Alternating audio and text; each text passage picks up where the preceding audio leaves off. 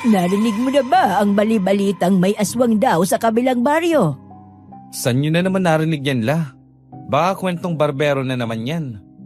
Kwentong barbero ba yung kung sunod-sunod na yung mga nangamatay na hayop sa kanila? Baka naman nagkasakit lang, La. Ay kung nagkasakit, bakit tuyo ang dugo nila? Parang hinigop ng isang nilalang.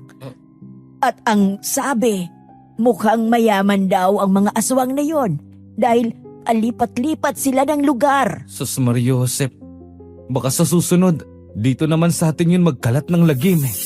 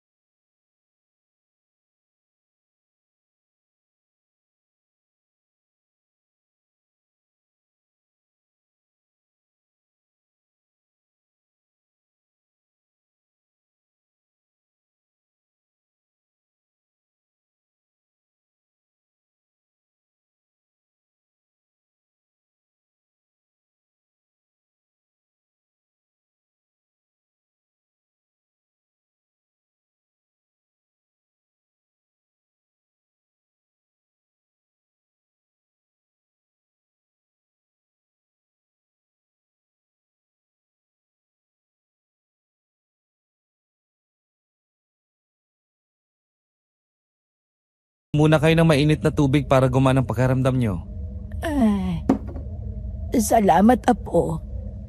Pasensya ka na kung hindi kita natulungan sa mga gawain ha. Sobrang sama kasi talaga ng pakiramdam ko.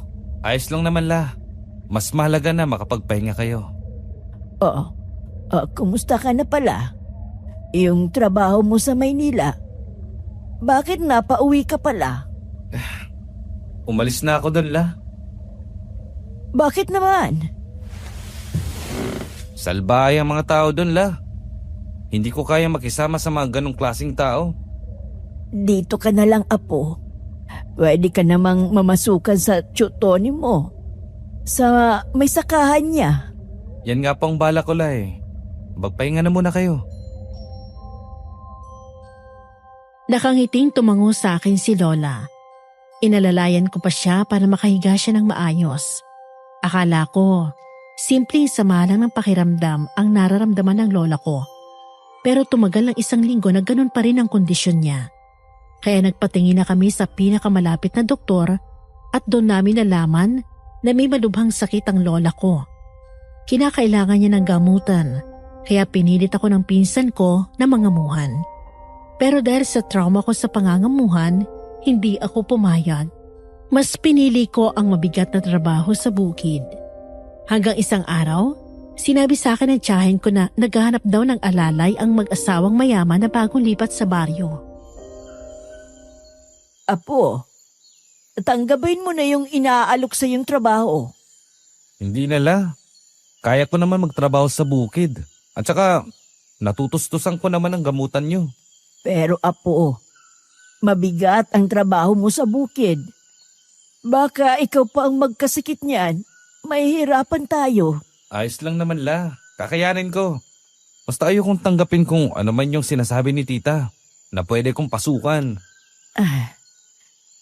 Inaalala lang naman kita, apo.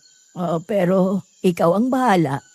Rerespetuhin ko ang desisyon mo. Salamat po, La.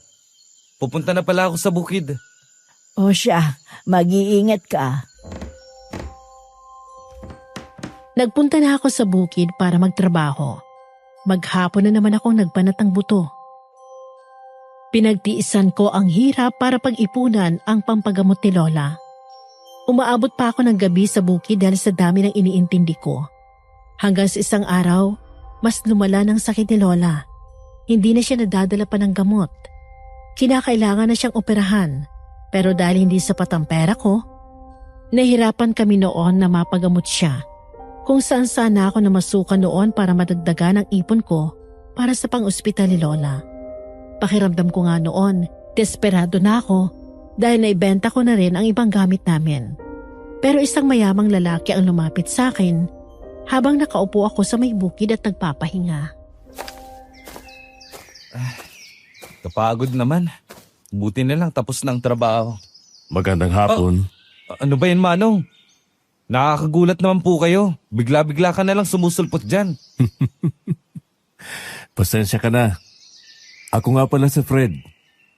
Lemuel, may kailangan ka ba? May papakiusap lang sana ako sa'yo. Pwede ba kitang kunin bilang tagapangalaga ng asawa kong buntis? Pasensya na po, pero hindi ko matatanggap yan. Sa iba na lang. May ibibigay ako sa iyong yaman.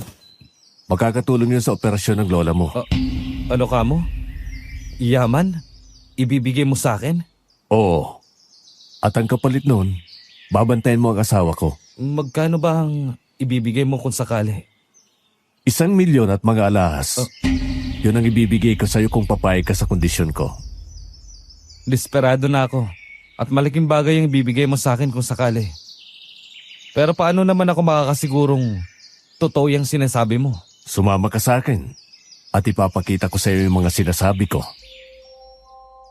Nagpunta kaming dalawa sa mansyon niya. Medyo malayo yun mula sa palayan, kaya mahababang lakaran ang ginawa namin. Magdidilim na nang makarating kami sa mansyon. Pagkarating doon, bumungad sa akin ang malaking gate na kulay itim. Kinakalawang na ang ibang parte. Pagpasok sa loob, tumambad sa akin ang malawak na lupain kung saan nakatayo ang mansyon. Inilibot ko ang mata ko sa paligid habang naglalakad kami papasok. Ramdam ko ang bigat ng atmosphere. Halos wala akong naririnig noon kundi ang tibok ng puso ko at ang mga kuliglig sa paligid. Sa likod na bahagi kami ng mansyon pumunta at nanlaki ang mata ko nang makita ang mga pera, ginto at iba't ibang uri ng alahas. Ito na ba yun, Kuya Fred? Oo, yan ang ibibigay ko sa iyo. Kung papayag ka sa sinasabi kong kondisyon. Papayag na ako. Kailangan ko talaga ng pera para sa pagpapagamot ng lola ko. Kung ganoon, sige. Ibibigay ko na sa iyo to. Pero may kasulatan kang kailangang pirman, ha? Para malinaw ang pagkakasunduan natin. Ipapakilala ko na rin pala sa iyo ang asawa ko. Sige, Kuya. Lumakad na kami papunta sa loob ng mansyon. Pagdating sa loob, bumungad sa akin ang mga mamahaling gamit sa sala, mga muebles, dekorasyon, at mga antigong hindi pangkaraniwan. Pero kakaibang katahimikang binibigay ng mansyon. Para bang may nakamasid sa akin noong mga oras na yon. Ilang beses akong lumunok para pakalamahin ang sarili ko. Maya-maya, bumaba mula sa ikalawang palapag ang asawa ni Kuya Fred. Payat ang pangangatawan niya. Maputla ang balat na naglalapasan ng mga ugat. At napansin ko ang malaking umbok ng kanyang tiyan. Oh, Fred! Mukhang may kasama ka. Eto nga pala si Lemuel. Siya ang magiging tagapangalaga mo. Lemuel, siya naman si Arlene, ang asawa ko. Magandang gabi po, Ate Arlene. Ikinagagala ko po kayong makilala. Ikinagagala ko ring makilala ka. Saglit lang. Kukunin ko lang sa may kwarto yung kontrata natin para mas malinawan ka sa magiging trabaho mo. Tumango lang ako kay Kuya Fred habang umaakyat siya sa kwarto nila. Naiwan naman kaming dalawa ni Ate Arlene sa sala. Mainit ang pagtanggap niya sa akin. Pinaghandaan pa niya ako ng malamig na juice habang naghihintay kay Kuya Fred. Maya-maya, bumaba na siya. Hawak ang isang papel na agad niyang iniabot sa akin. Binasa ko ng mabuti yon. Nakalagay doon ang mga gagawin ko. Isa na roon ang bantayan at alagaan si Ate Arlene, lalong-lalo na tuwing sasapit ang gabi. Ibig sabihin, sa mansyon ako mananatili at uuwi lang ako sa amin kapag may libreng oras. Kahit may pangamba, pumayag na ako sa trabahong yon. Nang matanggap ko ang yaman na nagmula kay Kuya Fred, dali-dali ako nagpunta sa ospital para paoperahan ang lola ko at naging matagumpay naman ang operasyon. Pagkatapos, inuwi ko na siya agad sa bahay. Ay, salamat naman at nakauwi na rin ako. Kumusta ang pakiramdam niyo la? Wala ba kayong nararamdaman? Maayos na ang pakiramdam ko, Apo. Saan mo nga nakuha yung pinambayad mo sa operasyon ko? Naku, Limuel, baka naman may ginagawa kang hindi maganda. Si Lola talaga. Siyempre hindi ko naman nahahayaan na makuha ko yun sa pangit na paraan. O, saan nga nanggaling ang pera?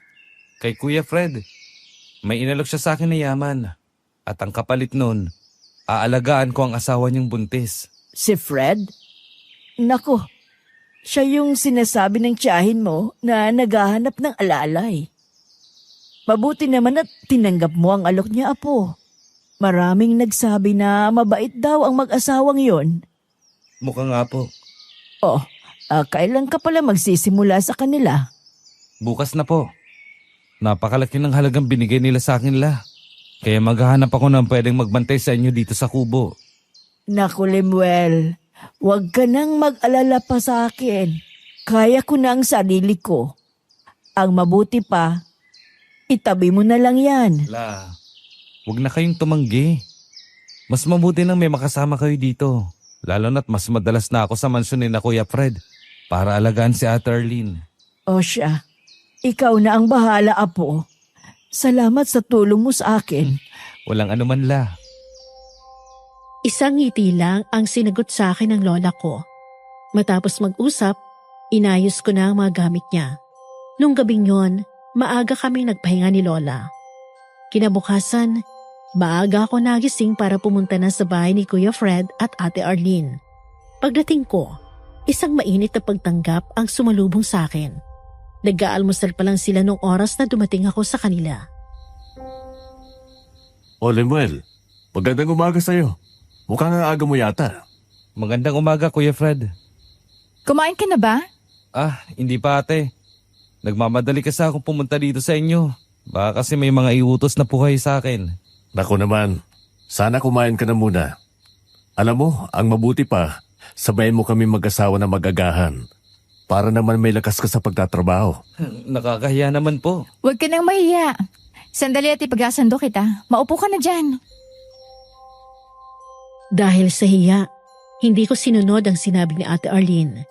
Nanatili na ako nakatayo sa harapan nila. Kaya naman tumayo si Kuya Fred para hilahin ako at paupuin sa upuang nasa tabi niya. Habang si Ate Arlene naman ay pinaghandaan ako ng makakain. Sumabay ako sa kanila sa pagkain ng almusal. Nang matapos, nagsimula agad ang trabaho ko sa kanila. Una kong ginawa ang asikasuhin at alagaan si Ate Arlene dahil aalis na si Kuya Fred para pumunta sa plantasyon na pagmamay-ari ng kanilang pamilya. Dalawa lang kaming naiwan ni Ate Arlene sa mansyon ng araw na yon. Magaan naman ang trabaho ko sa mansyon. Wala akong ginawa kundi bantayan lang si Ate Arlene at alalayan siya. Maayos din silang makisama sa akin. Kaya naging magaan ang trabaho kong alagaan si Ate Arlene. Pero napansin ko na kakaiba ang laki ng kanyang tiyan. Ate, ilang buwan na pala yung tiyan mo? 5 buwan pa lang. Bakit? Ang laki po kasi ng tiyan nyo eh. Akala ko nga manganganak ka na. Malusog lang kasi ang anak ko kaya ganon. Ganito kalaki ang tiyan ko. Tsaka masarap palagi ang kinakain ko. Parang hindi normal ang laki ng tiyan nyo eh. Para sa 5 buwan ate. Ayan na nga. May pagbutos na po ba kayo?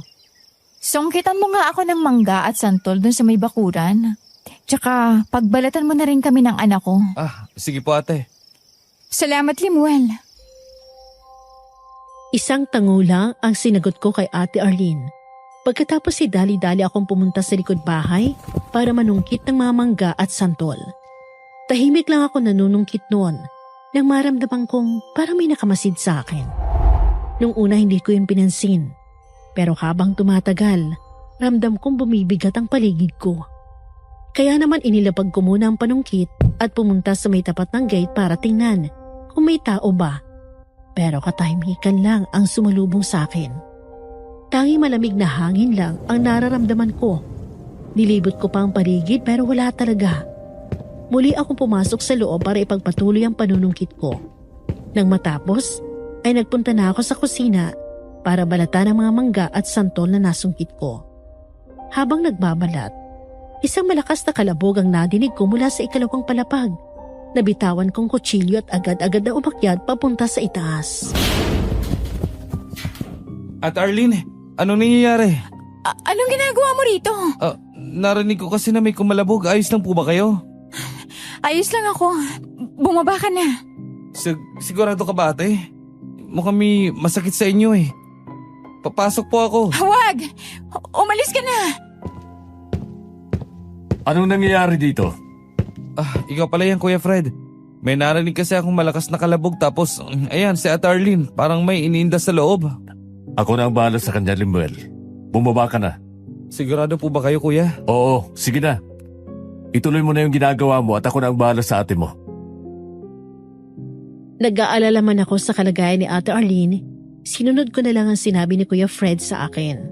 Nagpaalala pa siya na huwag akong aakyat at hintayin ko na lang daw silang bumaba. Bumaba na ako sa kusina para ipagpatuloy ang naiwan kong trabaho. Nang matapos, naupo muna ako habang hinihintay sila. Pero umabot ng ilang minuto at hindi pa rin sila bumababa. Kaya tumayo na ako at naglakad-lakad para pakalamahin ang sarili. Umabot ng halos kalahating oras ang paghihintay ko sa kanila. Maya-maya, bumaba na sila.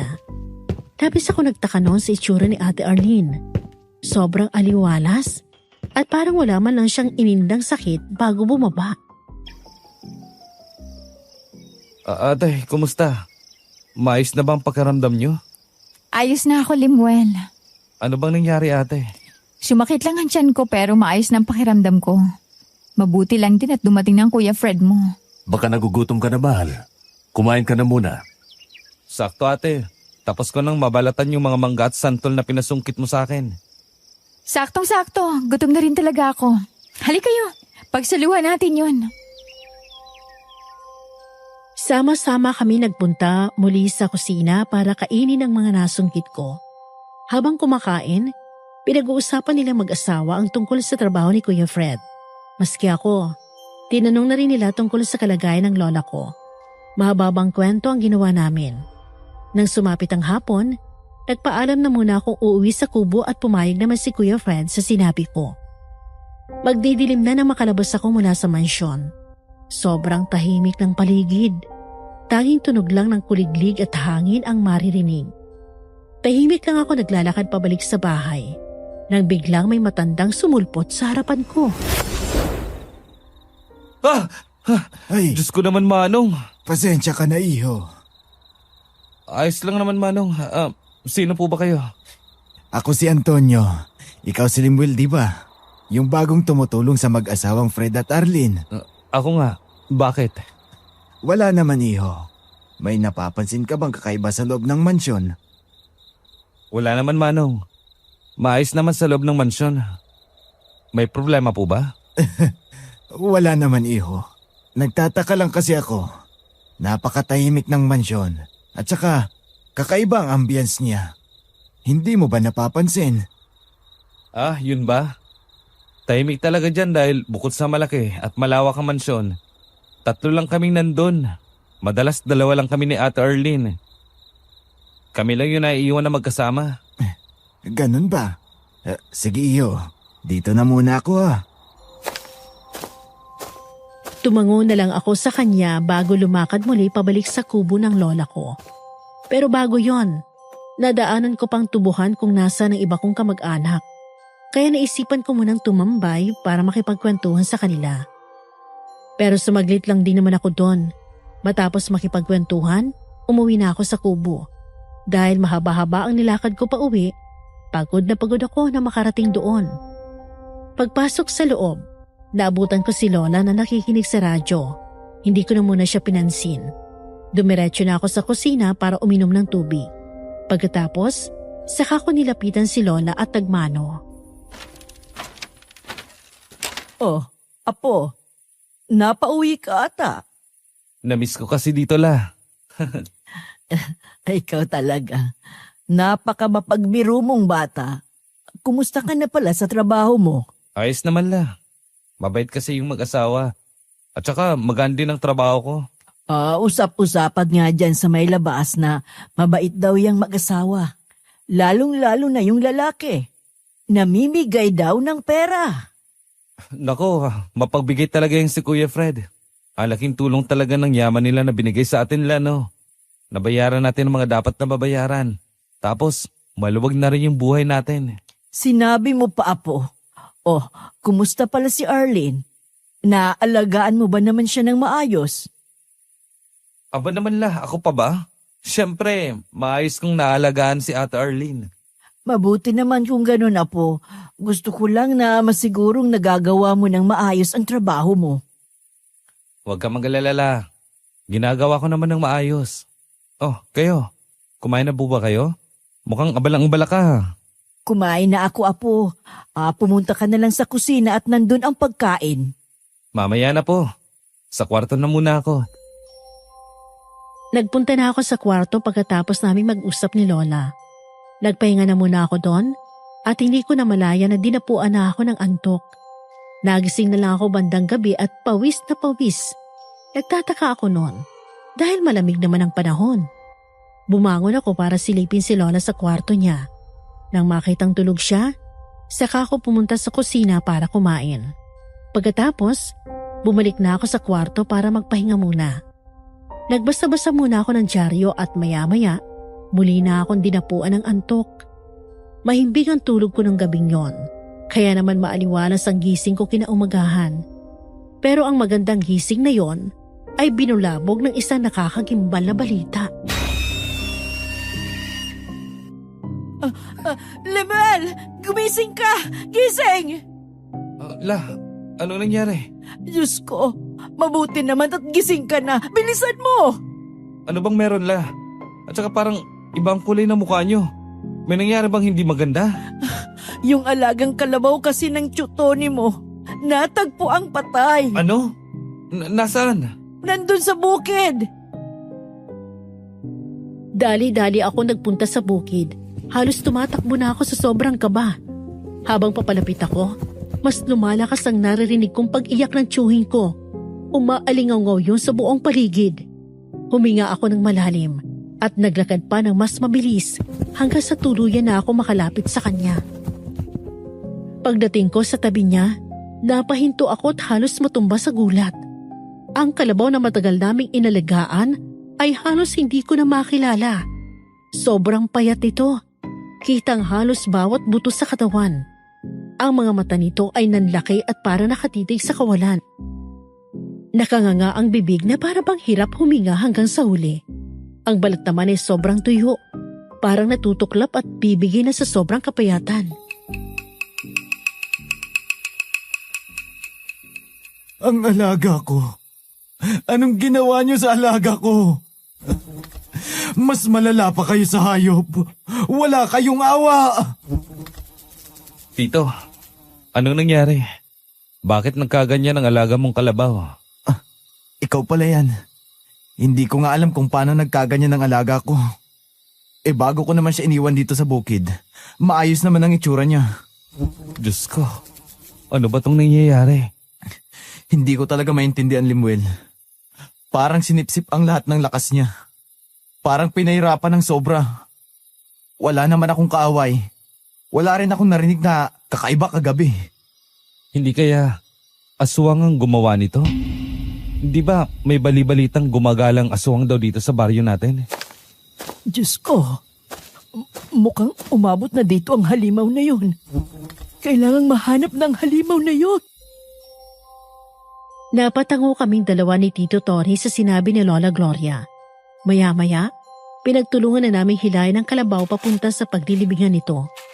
Nang matapos sa paglibing, bumalik na ako sa bahay. Dali-dali ako nagpunta sa banyo noon para maglinis ng katawan. Noong araw na yon, pabalik na rin sana ako sa mansyon nila Kuya Fred at Ate Arlene. Pero dahil mabigat ang pakiramdam ko, nanatili muna ako sa kubo. Nang kumalma ang pakiramdam, saka ako nagdesisyon na pumunta na sa mansyon. Pasado 10:00 na nung makarating ako sa mansyon.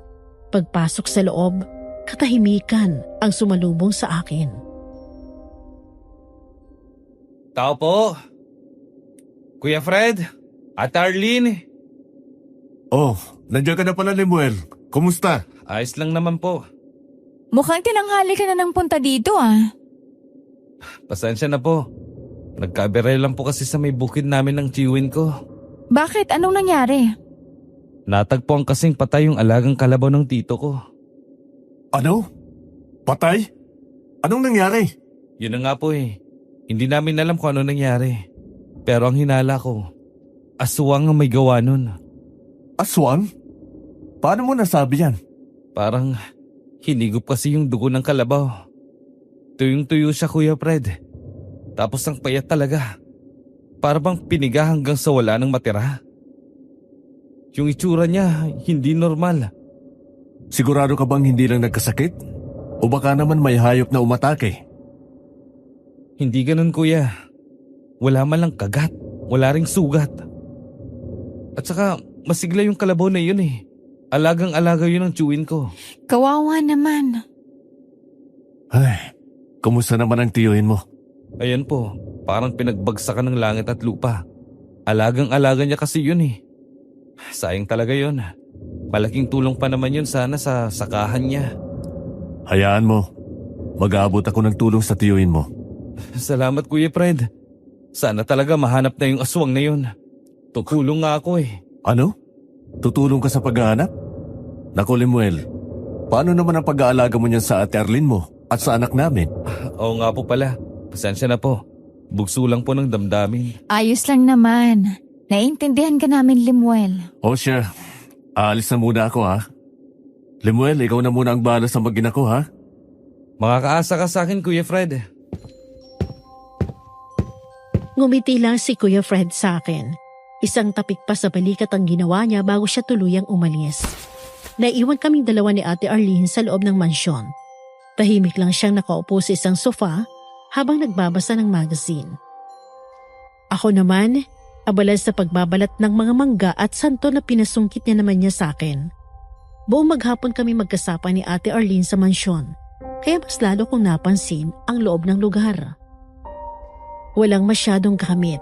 Parang kulang sa buhay ang bawat sulok. Malalaki ang kwarto pero halos walang dekorasyon. Pawang lumang aparador, iisang mesa, at ilang upuan lang ang nakapwesto. Kahit ang mga kurtina, manipis at luma, na parang hindi na napalitan ng ilang taon. Sa sobrang tahimik sa mansyon, rinig ko pati ang paghinga namin. Pagkatapos magbalat, inutusan naman ako ni Ate Arlene na bumili ng kakanin sa may labas na agad kong sinunod. Naglalakad ako noon nang biglang sumulpot sa harapan ko si Mang Antonio. Nalaman mo na ba yung tungkol sa kalabaw na namatay? Ano ba naman yan, Manong? Para ka namang kabote. Bigla-bigla ka na lang sumusulpot yan sa harapan ko. Oh, nalaman mo na ba? Oo naman po, bakit? May alam ba kayo sa nangyari sa kalabaw? May napansin ako kagabi. Pero hindi ko agad sinabi sa kahit sino. Baka sabihing baliw ako. Manong, ano bang nakita nyo? Hindi ko alam kung anino ba yun o tao. Pero may nakita akong gumagalaw sa bukid. Banda 2:00 ng madaling araw. Mabagal siya naglalakad. Pero normal ang galaw. Para bang gumagapang minsan. Tapos biglang tatayo. Sigurado po ba kayo sa nakita nyo? Oo, iho. Sabihan mo sila na dapat bantayan yon. Mamaya, manalakay pa yun at mas marami pang bibiktima yung hayop dito sa baryo. Sige po. Sasabihin ko sa kanilang tungkol dyan. Pagkaalis ni Mang Antonio, dumiretso na ako sa tindahan para bilhin ang pinapabili ni Ate Arlene.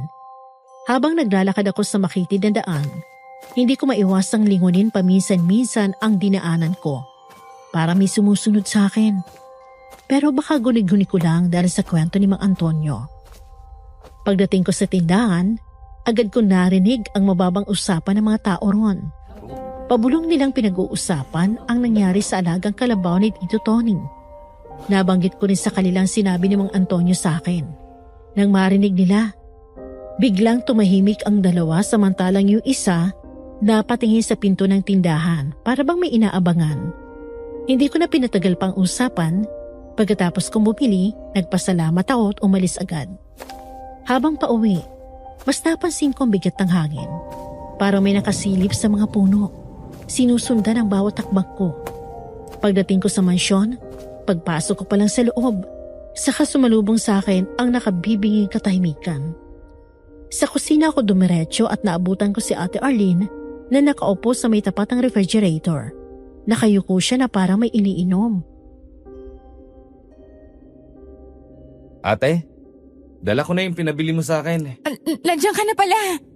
Ano yung nasa bibig mo, ate? Bakit ang pula? May ininom kasi ako yung watermelon juice. Akala ko naman kung ano na. Ito na pala yung kakanin, ate. Salamat. Meron pa ba kayong ipag-uutos, ate? Naku, wala na naman. Magpahinga ka na muna sa taas at ako na munang bahala dito. Sigurado po ba kayo? Oo, magpahinga ka na muna. Ang dami ko na rin kasi nautos sa iyo eh. Sige ate. Tawagin niyo na lang po ako kung may kailangan kayo Nakangiting tumangulan sa akin si Ate Arlene bago ako pumunta sa pagpapahingahan ko. Magpapahinga lang sana ako pero di ko na malayan na dinapuan ako ng antok. Para bang may humihele sa akin ng mga sandaling yon. Gabi na nang magising ako at ramdam ko ang tumatagaktak kong pawis. Tumayo ako para buksan sanang ilaw, pero hindi sumindi ang ilaw. Sobrang dilim ng paligid kaya hirap na hirap akong maglakad. Paglabas ko, halos mabingi ako sa sobrang katahimikan ng paligid. Una kong hinanap si Ate Arlene. Labis ako nag-alala noon sa kalagayan niya dahil nga madilim ang paligid at baka kung ano nangyari sa kanya.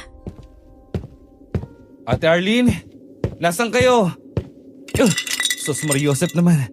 Talagang makakabasag pa nga. Ate Arlene, nasaan ka? Nandito ako, Limuel! Nasaan ka, ate? Nandito ako sa may labas. Ang init kasi dyan sa may loob.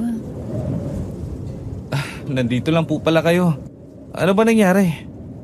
Nako, mukhang may power interruption ata eh. Kanina pa ba yun? Sana ginising mo ako kaagad. Nako, ayos lang naman. Maganda rin nakapagpahinga ka. May mga stocks ba ng kadila sa loob, ate? Nako, oo nga pala, kailangan natin yon. Sige ate, lalabas lang ako para bumili ng kadila.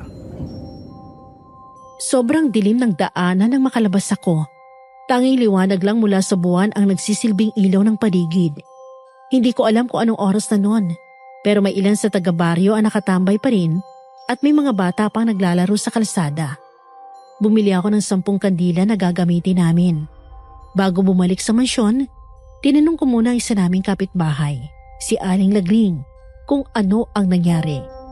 Ang sabi, bigla na lang daw nasira ang poste at hindi agad maibabalik ang kuryente. Bumalik ako sa mansyon at dahil buong gabing walang kuryente, binantayan ko lang si Ate Arlene. Madilim ang paligid noon pero malamig naman dahil sa simoy ng hangin. Tahimik lang ako nakahiga noon nang makarinig ako ng isang napakalakas na kalabog mula sa bubong. Para bang may malaking bagay o nilalang na lumapag. Agad ako lumabas para tingnan pero wala akong nakita miski isa. Naglibot-libot pa ako sa labas ng mansyon pero wala talaga akong nakita. Papasok na sana ako sa loob nang biglang sumulpot mula sa likuran ko si Kuya Fred. Diyos ko Kuya Fred, bigla ka na lang sumusulpot dyan. Ang magugulatin mo naman. Oh, bakit gising ka pa? Gabing-gabi na. Hindi po ako makatulog kuya eh. Wala kasing kuryente at saka kailangan kong bantayan si Ate Arlene. Kaya pala sobrang dilim ng paligid. Kailan pa nawala ng kuryente? Kanina lang po. Sana nga maayos ka agad yan. Sana nga. O siya, magpahinga ka na at ako nang bahala sa Ate Arlene mo. Sige. Sabay kaming pumasok ni Kuya Fred sa loob at nauuna siya sa akin. Tahimik ko siyang pinagmamasdan habang naglalakad siya papunta sa kwarto nila ni Ate Arlene. Hindi naman mabigat ang pakiramdam ko sa kanya, pero parang masyadong mabigat ang kilos niya. Walang ilaw sa paligid kaya hindi ko masyadong maaninag ang kabuuan ng itsura niya. Pagdating niya sa may hallway kung saan tumatama ang liwanag ng buwan, Biglang nanlaki ang mata ko nang makitang anino niya. Baluktot ito. Napahinga ako ng malalim nang maramdaman ang malamig na hangin na dumampi sa batok ko. Sandali kong ipinikit ang mata ko at nang makitang normal naman ang itsura ni Kuya Fred, doon na ako nakahinga ng maluwag. Pumasok na ako sa kwarto ko para magpahinga. Kinabukasan, nagising akong pawis na pawis dahil sa sobrang init.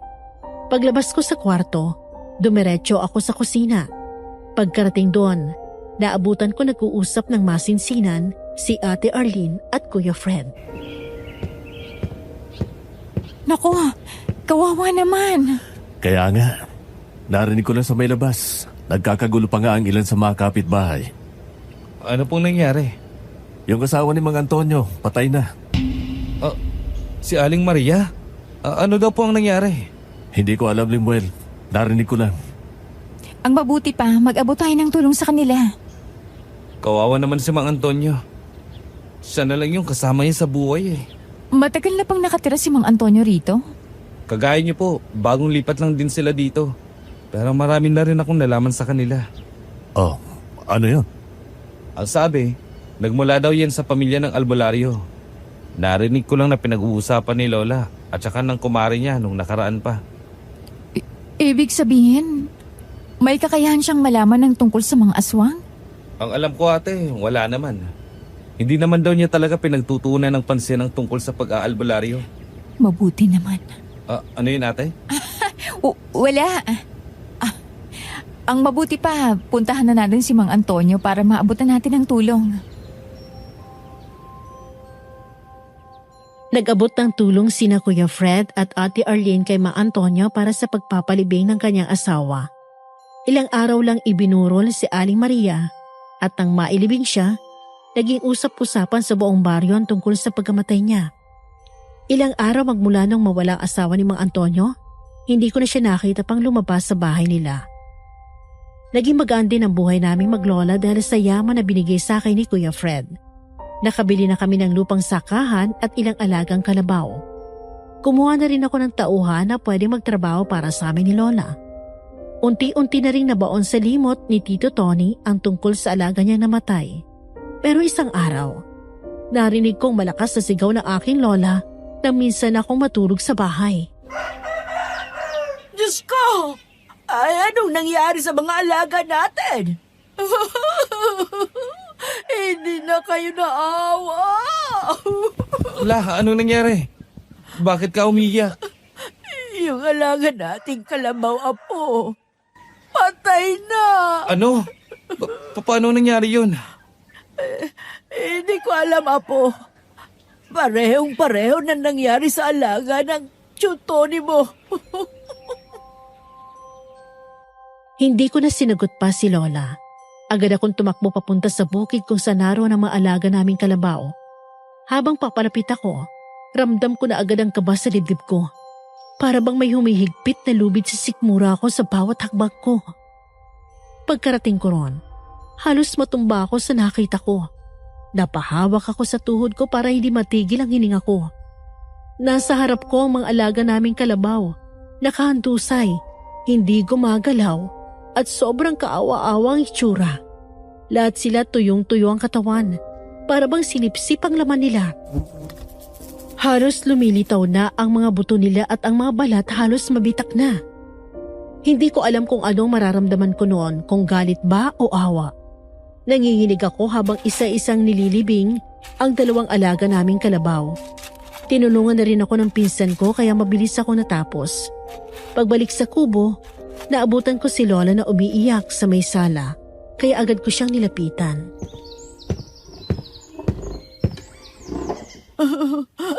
Apo, wala na ang mga alaga natin.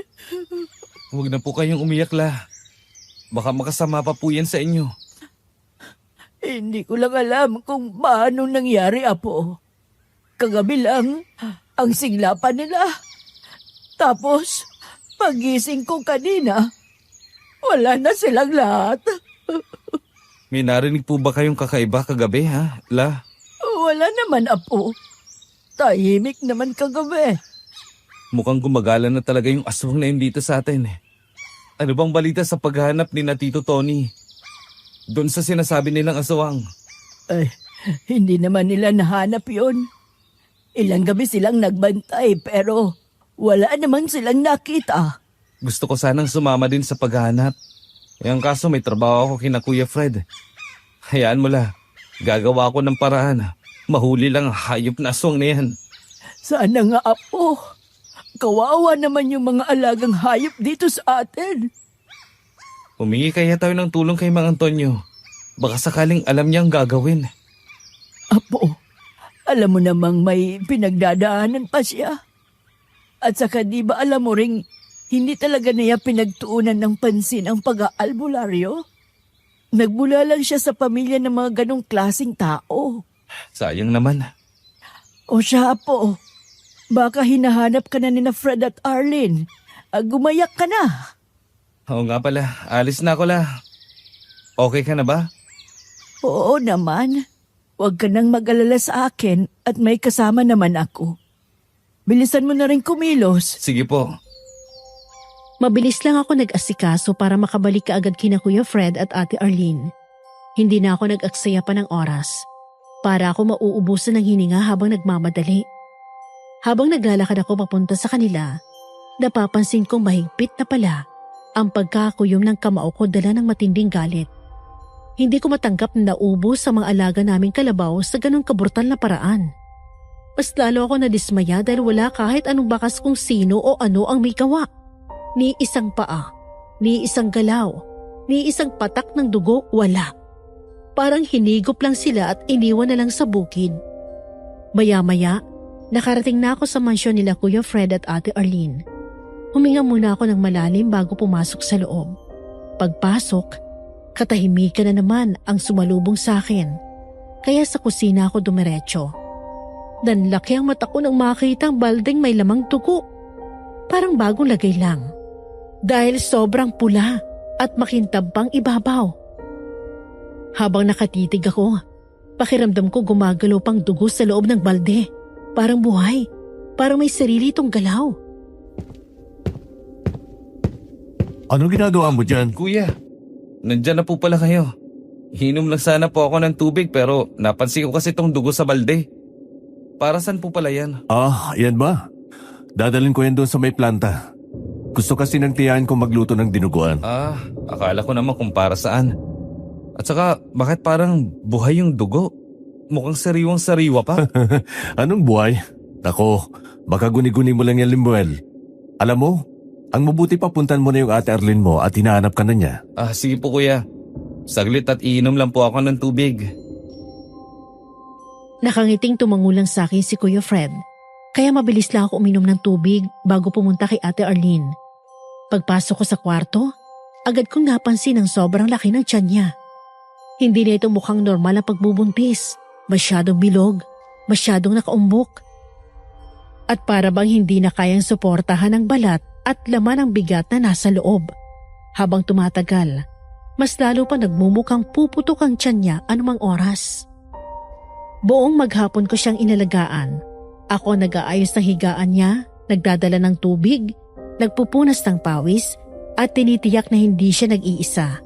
Habang si Kuya Fred naman abala sa ibang mga gawain. Wala akong gana noon dahil iniisip ko pa rin yung nangyari sa alaga naming kalabaw. May utos po ba kayo ate? Wala naman na. Maupo ka na muna dyan at kanina ka pa kumikilos. Sige ate.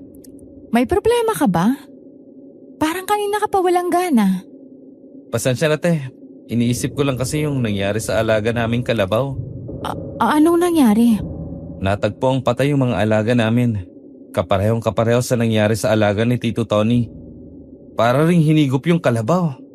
Walang bakas ng pananakit o paghihirap. Baka naman may sakit lang. Hindi ate. Naniniwala ako na baka inaswang nga ang alaga namin. Ano pinag-uusapan nyo? Ano yung narinig kong inaswang?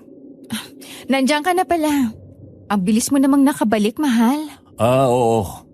Natapos kami kaagad. Ano yung narinig ko? Sino yung inaswang? Eto si Limuel. Sinasabi na baka raw inaswang yung mga alaga nila. Paano mo naman nasabi yan, Limuel?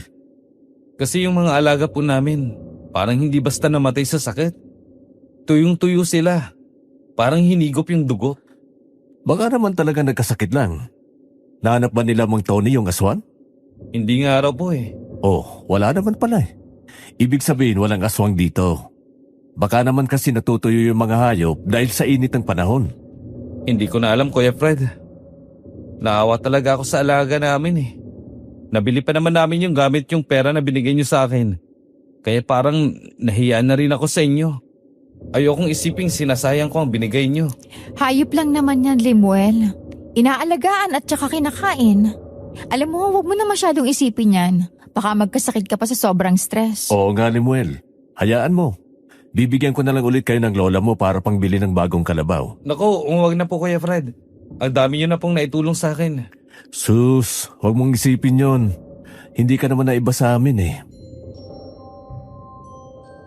Tinanggap ko ang perang binigay ni Kuya Fred sa akin at muli akong bumili ng kalabaw para magamit namin sa bukid.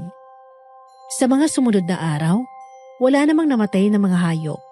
Pero natagpo ang patay ang Tito Tony ko sa may bukid kung saan siya nagpapastol ng mga alagang kalabaw at baka. Umaga noon at naglalakad kami ni na Kuya Fred at Ate Arlene papunta sa bukid nang makita ko may nakahandusi sa lupa. Paglapit ko, laking gulat ko nang makita si Tito na nakabulagta sa lupa. Nakabukas ang bibig. Ang mata niya'y nakadilat na parang luluwa na anumang oras. Ang mga balat niya tuyong-tuyo at halos magkulay abo na.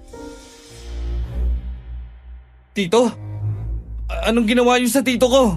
Limuel, kumalma ka. Paano akong kakalma? Nakita mo ba ang sitwasyon ng tito ko? Pasensya na. Tony, anak ko, Lemel, anong nangyari sa tito mo? Hindi ko alam la. Basta na lang namin siya nakitang kanyan. Kailan pa ba siya nandito sa bukid? Kagabi lang. Ang sabi niya sa akin, babantayan daw niya mga alagang kalabaw at baka. Diyos ko, Fred, humingi ka na ng tulong. Dali-daling humingi ng saklolo si Kuya Fred ng mga oras na yon. Maya-maya, dumating ang ilan sa mga kapitbahay at pinsan ko. Nagtulong-tulong kami sa pagbuhat kay Tito Toning. Ako ang nasa may bandang katawan, kaya ramdam ko ang kakaibang bigat niya, na para bang may nakadaga na mabigat sa katawan niya. Dumating ang ambulansya para dalhin siya sa ospital, pero huli na talagang lahat. Akala ko inatake lang si Tito, pero laking gulat ko nang malamang naubos daw ang dugo. Halos wala nang makuha ang imbalsamador.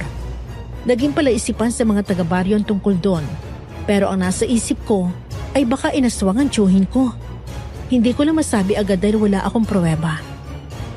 Marami nakirami sa amin ang iburol si Tito Toning. Miski sina Kuya Fred at Ate Arlene, nag-abot na rin ng tulong para sa pagpapalibing. Ilang araw lang binurol si Tito Tony at inilibing din siya kaagad. Isang araw, habang naglalakad pabalik sa bahay ni na Ate Arlene at Kuya Fred, bigla ko nakita si Mang Antonio na naglalakad. Mang Antonio, kumusta na kayo? Oh, ikaw pala yan, Limuel. Ayos lang naman ako. Ikaw ba? Balita ko, namatay daw yung tiyuhin mo. Oo nga po eh. Malungkot pa rin ako sa pagkawala ng Tito Tony ko. Bigla lang din kasi nangyari. Nakikiramay ako sa pagkamatay ng tiyuhin mo. Mabuting tao si Tony. Ako rin po. Nakikirami sa pagkawala ng asawa niyo. Alam kong masakit na mawala ng minamahal sa buhay. Lalo na't kung yun ang talagang kasama niyo ng buong buhay niyo. Huwag ka mag-alala, iho. Babalik din ang lahat. Anong babalik? Wala. Huwag mo na lang pansinin yung sinabi ko sa iyo. Saan ka nga pala papunta? Kina Kuya Fred po. Nagtatrabaho ka pa rin pala sa mag-asawang yon. Bakit? Kapalit lang po lang itinulong niya sa amin. Madalas kasing umalis si Kuya Fred. Hindi ka ba nagtataka? Nagtataka po saan? Na palaging umaalis si Fred tuwing gabi pa. Naku, hindi naman. Alam ko namang trabaho ang inaasikaso niya tuwing umaalis siya. Sana nga. Sige na po kuya. Dito na ako at baka hinintay na nila ako. Tumangunay siya sa akin at saka kami naghiwalay ng landas. Nakabalik na ako sa bahay ni na Ate Arlene at sa araw na yon, nasa kwarto lang si Ate Arlene ng buong araw. Kaya ang ginawa ko na lang, maglinis ng mansyon. Una ko nilinis ang hardin. Napakadami kong winalis na tuyong dahon. Nagdilig na rin ako ng mga halaman. Sunod ko nilinis ang sala at kusina. Ramdam ko ang nakabibigyang katahimikan sa sandaling yon. Nilibot ko ang paningin sa mansyon. Masyadong malawak at luma. Parang ang dami pa nakatago. Nang matapos ako sa sala, napagdesisyonan kong puntahan ang bodega para ayusin ang mga lumang gamit doon. Pagbukas ko ng pinto, sinalubong ako ng amoy lumang gamit na nakatambak pati na ng alikabok. Napabahing pa ako dahil sa dami ng alikabok. Sa mismong gitna ng sahig, sa pagitan ng mga lumang kahon at sirang muebles, may nakita akong kakaiba. Agad ko itong pinuntahan. Nang makalapit, laking gulat ko nang makita ang bakas na nasa sahig. Medyo madilim sa paligid kaya hindi maaninag kung ano bang kulay nito. Kaya minabuti kong tingnan. Laking gulat ko nang makita na dugo ito. Masyadong pula at sariwa. Pero hindi yun ang nagbigay takot sa akin. Bigla itong tumibok na parang may buhay. Kaya napaatras ako at nanginginig na tumakbo palabas. Oh, Limuel! Ano nangyari sa'yo? Para kang may nakitang hindi maganda. Ate, sa bodega, Anong meron sa bodega? may dugo akong nakita. Dugo? Anong sinasabi mo? Oo ate, nakita ko dun sa may bodega, may dugo talaga. Pulang-pula pa nga eh. Tapos tumitibok pa. Limuel, paano naman mabubuhay ang dugo? Baka naman kulang ka lang sa tulog, ha? Hindi ate, nakatulog ako ng maayos. Malinaw talaga sa paningin ko na dugo ang nakita ko. At hindi lang basta dugo yun. Limuel, naiintindihan kong takot mo. Pero walang buhay na dugo, ha? Ang mabuti pa, halika na. Doon ka na sa kusina para makainom ka ng tubig. Nagugutom na rin ako. Natahimik ako sa sinabi ni Ate Arlene. Hindi na ako nagsalita pa at sinunod ko na lang ang utos niya sa akin. Kahit na mabigat ang loob ko, inalagaan ko pa rin siya. Pagsapit ng gabi, hindi ako nakatulog ng maayos. Labis akong binagabag nang nakita ko sa bodega. Kakaiba na ang nararamdaman ko tuwing magkasama kami ni Ate Arlene. Nagsisimula ng hinala ko sa kanila ni Kuya Fred, lalo na't madalas siyang umaalis tuwing gabi.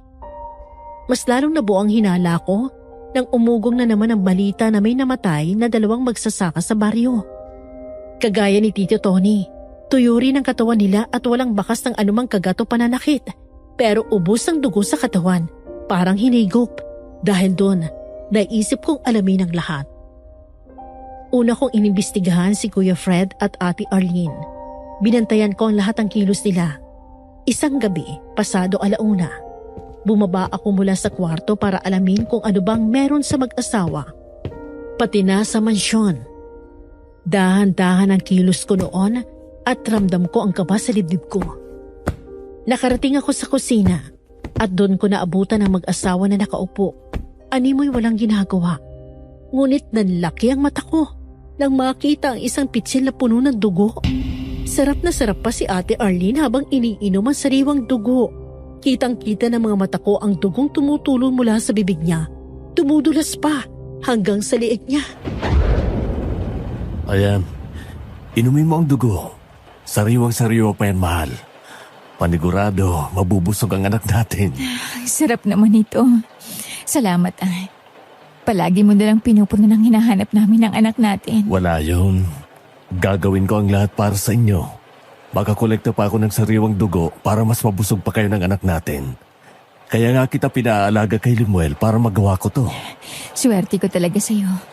O heto, uminom ka na rin. Tikman mo.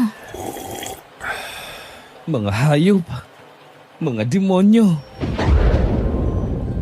Napaatras ako noon dahil sa sobrang takot. Hindi ko lubos akalain ng mga taong nagbigay sa akin ng yaman at ang taong inalagaan ko ay sila palang dahilan ng pagkamatay ng mga hayop at ilang magsasaka sa baryo. Tumakbo ako palayo sa mansyon. Hindi ko na sila kinompronta pa. Mas inisip ko ang kaligtasan ko ng mga panahong yon. Halos maubusan ako ng hininga sa kakapatakbo. Wala akong tigil hanggang sa makasalubong ko si Mang Antonio. Mang Antonio! Oh, Lemuel, Ano nangyari sa'yo? Gabing-gabi na. Alam ko na kung sino ang aswang. Anong sinasabi mo? Nalaman mo kung sino ang aswang na gumagala. Oo, alam ko na. Sina Kuya Fred at Ate Arlene. Nakita ko silang umiinom ng sariwang dugo. At narinig ko ang pinag-uusapan nila tungkol sa gawain ni Kuya Fred tuwing gabi. Sabi na nga ba eh, iba talaga ang timpla ko sa mag-asawang yan. Ano ang balak mo? Gusto ko silang gantihan sa ginawa nila kay Tito Tony. Pati sa mga alaga naming hayop na pinatay nila. Hindi basta-bastang kalaban ng aswang, iho. Malakas sila at hindi mo yan kakayanin.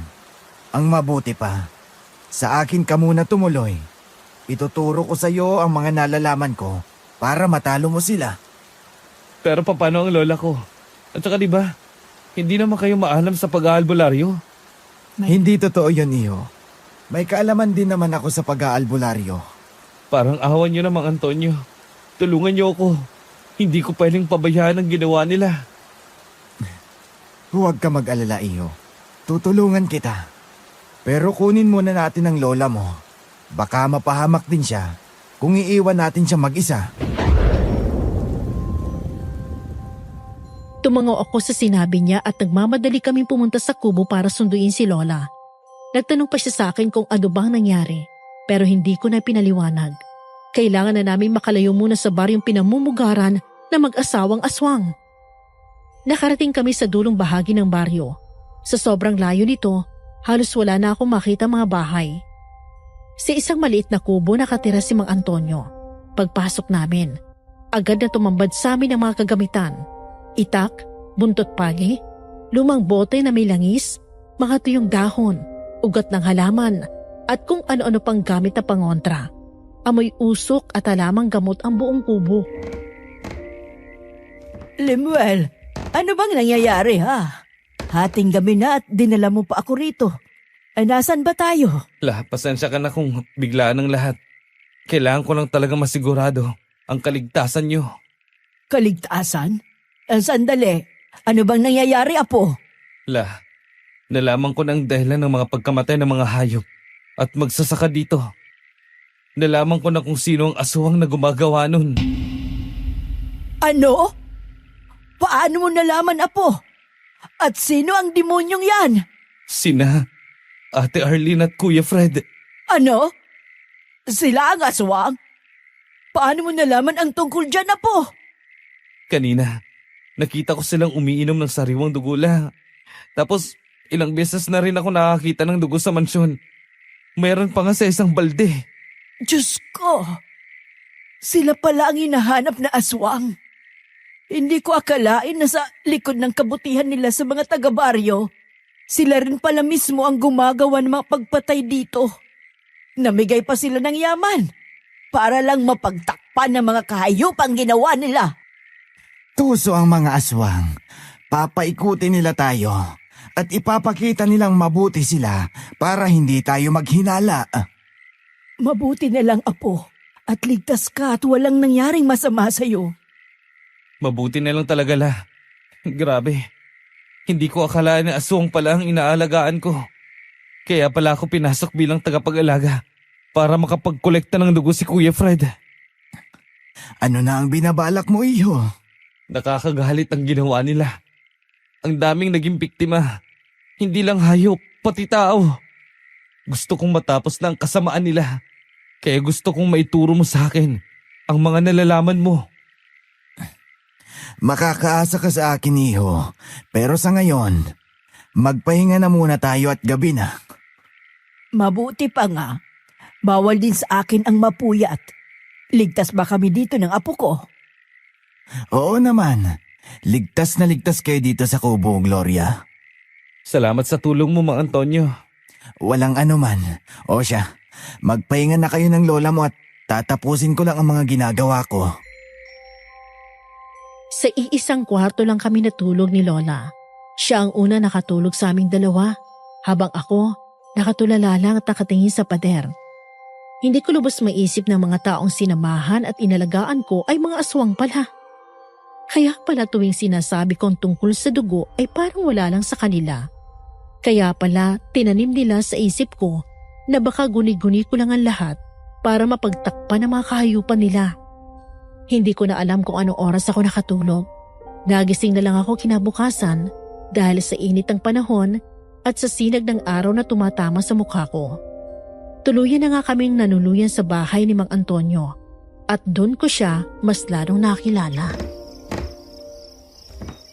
Hinahanap ka ni Fred ah. Nakita kong pabalik-balik siya sa kubo niyong maglola. Kailan pa? Noong nakarang araw lang. Saka kanina, nang magpunta ako sa palengke, nagtanong siya sa akin kung nakita ko raw ba kayo. Anong sabi mo? Siyempre, sinabi kong hindi ko alam. Salamat. Hindi ko naman sinabi yon dahil hindi ko hahayaang maging biktima ka rin niya. Ang laking tulong mo talaga sa amin, Mang Antonio. Kung hindi kita nakita nung gabing yon, baka isa na ako sa mga nabiktima niya. Wala yon. Ang importante, ligtas ka. Pero matanong ko lang po. Di ba natanong niyo sa akin noon kung may iba pa akong nararamdaman doon sa mansyon? At saka sinabi niyo rin sa akin na may hinala kayo sa kanila. Bakit hindi niyo kaagad sinabi? Matagal ko na silang pinagdududahan. Dahil iba talagang amoy ko sa kanilang mag-asawa. At hindi nga ako nagkamali. Sana pala. Noon pa lang nakinig na ako sa mga sinabi niyo. Hindi na sana ako nagtagal pa sa kanila. Hindi kita masisisi, iho. Maaring nabulag ka lang sa yamang ibinigay nila sa'yo. At hindi mo napansin ang mga bagay na kaya nilang gawin. Siguro nga. Hindi ko talaga lubos maisip na sila ang aswang. Ang gagaling magtago ng mga demonyo. Hayaan mo, iho.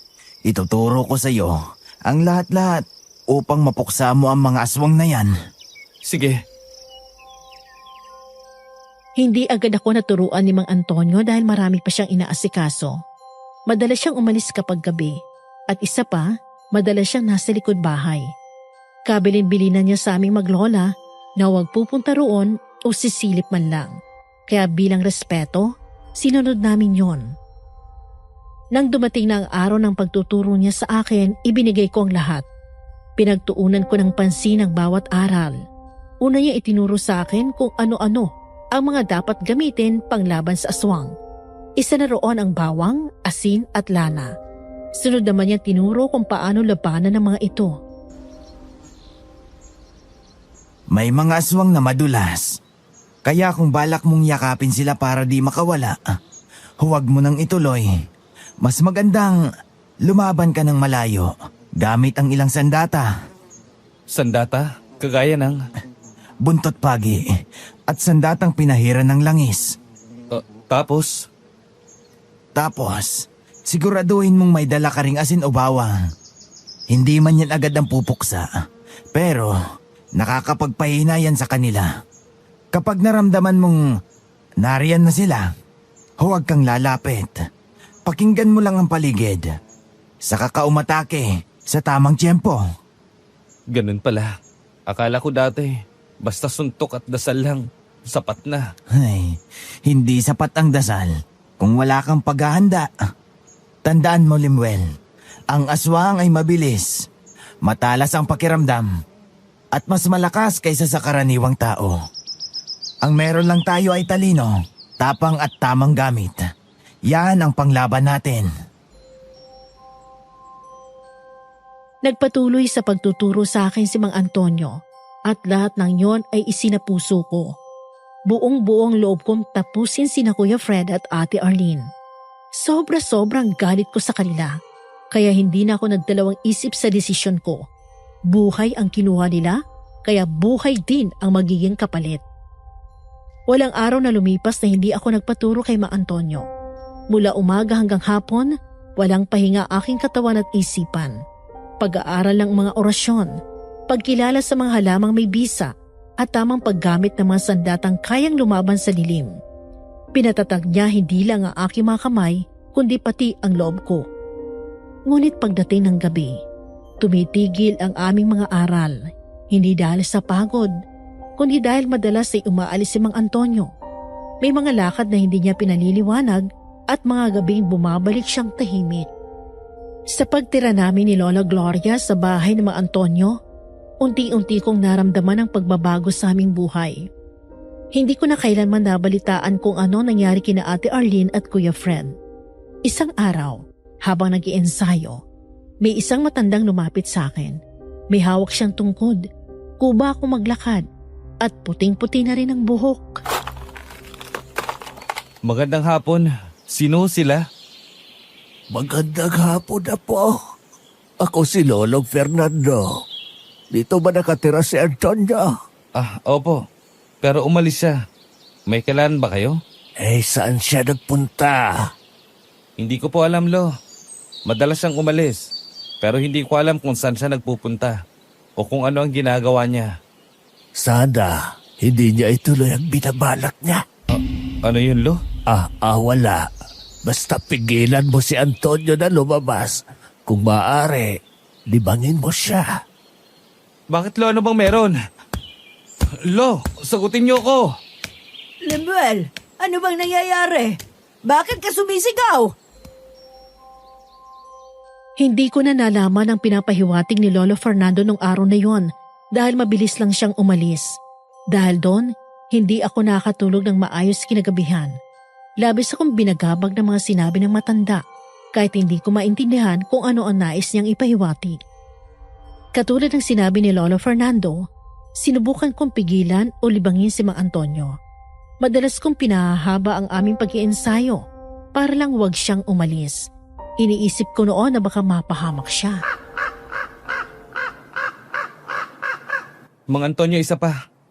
Hindi ko po masyadong kabisado. Iyo, ilang beses ko nang itinuro to sa iyo Bakit hindi mo pa rin kabisado? Kasi medyo nakakalimutan ko siya. Sa sunod na araw na lang kita tuturuan. Kailangan ko nang makaalis. Kailangan ko na talagang matutunan to. Paano kung manalakay na naman sina Kuya Fred at Ate Arlene? Baka mas marami pa silang mabiktima. Hindi pwede, iho. Bukas na lang natin ituloy to. Aalis na ako. Wala na akong nagawa pa nung umalis sa harapan ko si Mang Antonio. Hindi ko na rin itinuloy ang pag-iensayo ko. Sa gitna ng ginagawa ko, napansin kong pagbabago sa katawan ko. Mas naging matigas ito. Pero ramdam ko ang bigat. Parang may kung ano nakadagan sa akin. Nagpatuloy ang aking pagsasanay hanggang sa matutunan ko ang lahat ng bagay na pwedeng makatalo sa mag-asawa. Isang araw, umugong ang balita na may natagpo ang patay sa bandang Burol. Kaya dali-dali ako pumunta ron. Laking gulat ko nang makita na ang bangkay ay kay Lolo Fernando. Ngunit sa pagkakataong yon, iba ang itsura ng kanyang katawan. Tadtad ng saksak ang buong katawan niya at sa sobrang lalim ng mga sugat, halos makita na ang kanyang mga lamang loob. Ang dugo niya'y sariwang-sariwa pa at umaagos sa lupa. Dinig na dinig ko ang sinasabi nilang aswang daw ang may gawa. Pero sa itsura ng katawan niya, alam kong hindi aswang ang gumawa noon. Hindi. Aswang ang gumawa niyan. Oh, Apo, saan ka nang galing? Anong nangyari sa'yo? May patay. May natagpo ang patay. Saan? Anong patay ang pinagsasabi mo? Nandun sa burol. Patay? Sino ang namatay? Si Lola Fernando. Nung nakaraan, hinahanap ka niya sa akin. Mabilis na tumakbo si Mang Antonio nang marinig niya kung sino ang tinutukoy kong patay. Sumunod na rin ako sa kanya at naabutan ko siyang umiiyak na sa harapan ng bangkay ni Lolo Fernando. Doon ko nalaman na kapatid niya pala ito. Pinagpilitan ni Mang Antonio na ang aswang ang may kasalanan sa pagkamatay. Pero para sa akin, hindi. Dahil halatang tao ang may gawa nito. Sa dami ng nabiktima ng aswang, kabisado ko na kung anong paraan nila para pumatay. Ang mga biktima nila ay hindi kailanman nagkaroon ng ganon kalalalim na sugat. Lahat sila nauubusan lamang ng dugo. Hindi na ibinurol pa si Lolo Fernando. Diretso siyang inilibing ni Mang Antonio sa pinakamataas na bahagi ng burol. Taimtim niya pa itong dinasalan bago tuluyang ibaon sa lupa. Magmula nang mawala si Lolo Fernando, napansin ko ang kakaibang kilos ni Mang Antonio. Isang gabi, nagising ako sa tunog ng mga yapak sa labas ng bahay. Pagtungaw ko sa bintana, Nakita ko si Mang Antonio na papalayo. May hawak na itak at ilang gamit na ginagamit niya sa pag-aalbularyo. Hindi ko naman maintindihan, pero habang tumatagal, bumibigat ang nararamdaman ko tungkol sa kanya. La, wala ka bang napapansin kay Mang Antonio? Wala naman, Apo. Bakit? Ikaw ba may napapansin ka? Nagiging madalas na kasi ang pag-alis niya tuwing gabi. Tapos pakiramdam ko, may kakaiba siyang ginagawa. Baka naman nagluluksa lang siya, Apo. Hindi biro ang mawala ng kapatid. Naintindihan ko po, Lola. Pero hindi po kasi normal. At minsan, hindi na siya umuwi hanggang sa madaling araw. At kapag tinatanong ko, iba ang tingin niya. Parang may tinatago. May mga bagay na mas mabuting hindi na inuusi sa Limuel. Lalo na kung matagal nang nakabaon. Yun na nga po ang kinatatakutan ko. Pakiramdam ko, hindi pa tapos ang nangyari kay Lolo Fernando. Pakiramdam ko, hindi talaga aswang ang pumatay. Gusto kong hanapin kung sino man ang gumawa nun. Kung may mali, kusay ang lalabas. Pero mag-ingat ka, Apo. Baka mapahamak ka niyan. Napatango na lang ako sa sinabi ni Lola sa akin. Pero may bigat pa rin sa loob-loob ko. Mula noon, mas naging alerto na ako sa paligid, lalong-lalo na kay Mang Antonio. Isang gabi, napansin kong hindi siya basta umalis. Dumaan muna siya sa likod ng bahay. Doon sa bahaging bihira namin puntahan. Mula sa malayo, nakita ko siyang yumuko at may inilapag sa lupa. Mga bagay na hindi ko maaninag ng maayos. Maya-maya, nagsindi siya ng kandila. 1, 2, hanggang maging bilog ang ayos nito. Kinabukasan, isang magsasaka ang nabalitang namatay. Katulad ng mga naunang biktima, tuyo rin ang dugo niya. Pero sa pagkakataong yon, may napansin akong kakaibang marka sa katawan ng biktima. Parang hugis anting-anting na nasa bandang dibdib. Dahil doon, mas lalo ako naguluhan sa mga nangyayari. Nagmamadali akong bumalik noon sa kubo ni Mang Antonio nang makasalubong ko si Kuya Fred at Ate Arlene na agad kong iniwasan. Limuel, sandali lang. Ang tagal ka namin hinanap ng asawa ko. Saan ka pa nagpunta? Bigla ka na lang umalis sa amin. Tapos wala na rin kayo roon ng lola mo sa tinitirhan ninyo. Sandali lang, Lemuel. Kausapin mo naman kami. Wala tayong dapat na pag-usapan. Sandali lang, Limuel. Bakit parang galit ka ata sa amin ng asawa ko? Wala naman kami ginawang masama sa'yo, ha? Wala akong dapat ipaliwanag sa inyong mag-asawa. Alam niyo kung ano ang dahilan. Abot-abot ang kaba ko nung araw na yon. Hindi ko lubos akalain na muli ko silang makakaharap. Dali-dali akong bumalik noon sa kubo ni Mang Antonio. Pagdating doon, naabutan ko ang lola ko na nagbibilad ng palay. Inisip ko pa na baka sinundan nila ako. Pero lumipas ang oras, hindi ko nakita ang bakas ng anino nila. Hanggang sa sumapit ang gabi, wala pa rin sila. Hindi rin ako pinatulog ng bangkay na nakita ko noong araw na yon. Tumatak din sa isip ko ang markang nakita ko sa bangkay. Dahil doon, naisipan kong tanungin si Mang Antonio. Baka sakaling isa siya sa makasagot sa mga katanungan ko. La, may napansin ako sa bangkay ni Mang Adolfo nung nakaraan. Ano naman ang napansin po, Apo? May napansin akong marka sa bandang dibdib niya. Hugis anting-anting. Alam niyo ba kung ano yon, Mang Antonio? Hindi ko alam kung ano yon. Baka naman, pain lang yun ang mag-asawang aswang. Alam mo na, para malito tayo. Naguguluhan na talaga ako. Malapit naman na ang kabilugan ng buwan. Malapit na natin silang mapatay. Bakit kailangan panghintayin ng kabilugan ng buwan? Kung pwede naman nating gawin kaagad. Mas gagana kasi ang naituro ko sa'yo, iho. Kapag kabilugan ng buwan. Ganun ba? Oo, kaya humanda ka. Kapag dumating ang kabilugan ng buwan, magiging madugo ang laban. Kailangan na nating mapatay ang mag-asawa. Lalong-lalo na si Arlene. Dahil naniniwala akong isisilang niya ang isa pang halimaw. Ay, Ang dami-daming pwedeng maging aswang. Yung mag-asawa pa talaga. Natahimik na lang ako ng mga oras na yon at pinagpatuloy ko na lang ang pagkain. Hindi na kailanman nawala sa isipan ko ang tatak sa bangkay ni Mang Adolfo. Sa kabilang banda, mas napansin ko ang mas kakaibang kilos ni Mang Antonio. Napapansin ko ang pagiging balisa niya at ang pagsasalita ng mag-isa sa likod ng bahay. Hindi rin nakaligtas sa paningin ko ang ilang mga paso sa katawan niya. Mga bakas na tila hindi aksidente. Ang hugis at lalim ng mga ito ay parang sinadya na para bang bahagi ng isang ritual na ayaw niyang ipaliwanag. Sa bawat minutong lumilipas, mas tumitindi ang kutob ko na may itinatago si Mang Antonio. Isang gabi, palihim ko siyang sinundan. Kabadong-kabado ako noong mga oras na yon. Dala niya ang mga kagamitan niya sa pag-aalbularyo. Maingat ang naging pagsunod ko sa kanya. Sa taas ng burol ko siya nasundan. Nang huminto siya, huminto rin ako. Sandali siyang lumingon sa paligid, kaya mabilis din ako nakapagtago. Mula sa pwesto ko, nakita ko lumuhod si Mang Antonio.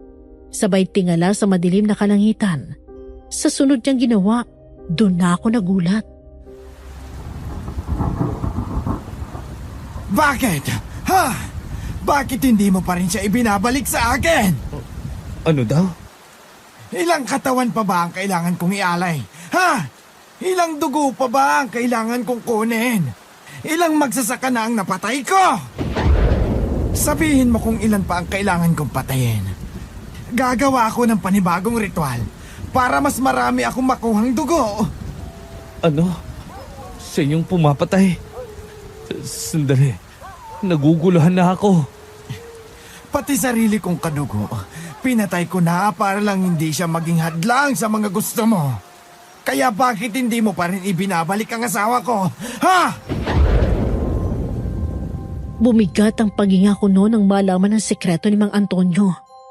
Hindi ko lubos akalain na siyang dahilan ng pagkamatay ng mga magsasaka. Sumagi sa isip ko ang bangkay ng Tito Tony ko. Dahil sa mga nalaman ko, mas lalo akong naguluhan sa mga nangyayari. Pero hindi ko na muna inintindi yon. Mas inisip ko ang kalagayan ng lola ko. Dali-dali akong bumaba sa burol at bumalik sa kubo. Gabing-gabi na noon kaya halos kapain ko ng daanan. Sa pagmamadali ko, hindi ko naisip na magdala ng flashlight o gasera para magsilbing liwanag sa akin. Pagdating sa kubo, tulog ng lola ko na agad kong ginising. Nahirapan pa akong gisingin siya dahil napakahimbi ng tulog niya nung mga oras na yon. Ilang beses ko siyang niyugyug pero hindi talaga siya magising-gising. Gising na gising po. Ano ba yun, Apo? It is oras na ng gabi Bakit mo ba ako ginising ng ganitong oras? Bumaon ka na dyan.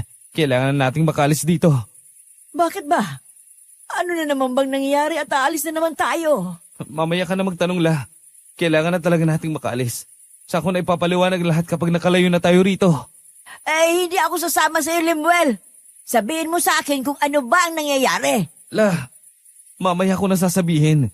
Mas mapapahamak tayo kung magtatagal pa tayo rito. Mabilis kong hinila si Lola upang makalabas na kami ng kubo. Halos mabuwal siya sa bawat hakbang dahil hirap na hirap na siyang maglakad. Nanginginig ang kanyang mga tuhod at kapos ang kanyang paghinga. Ramdam ko ang bigat ng kanyang katawan sa aking mga kamay. At sa bawat sandaling lumilipas, ay parang lalo kami binabagalan ng takot at pangamba. Gusto ko mang tumakbo. Napilitan ako maghinay-hinay dahil ayoko maiwan si Lola. Kahit takot at kinakabahan, pinilit ko maglakad dahil gusto ko makaalis sa baryo namin. Hindi ko na kasi alam kung sinong mapagkakatiwalaan ko. Hindi ko lubos maisip na si Mang Antonio palang tunay na salarin. Ang taong pinagkatiwalaan ko, siya palang dahilan ng pagkamatay ng tiyuhin ko, pati na ng iba pang mga magsasaka. Ramdam ko ang bagal ng oras ng gabing yon. Bawat hakbang namin ay parang mas pinapahaba ang oras. Nakarating kami sa pinakaibaba ng burol.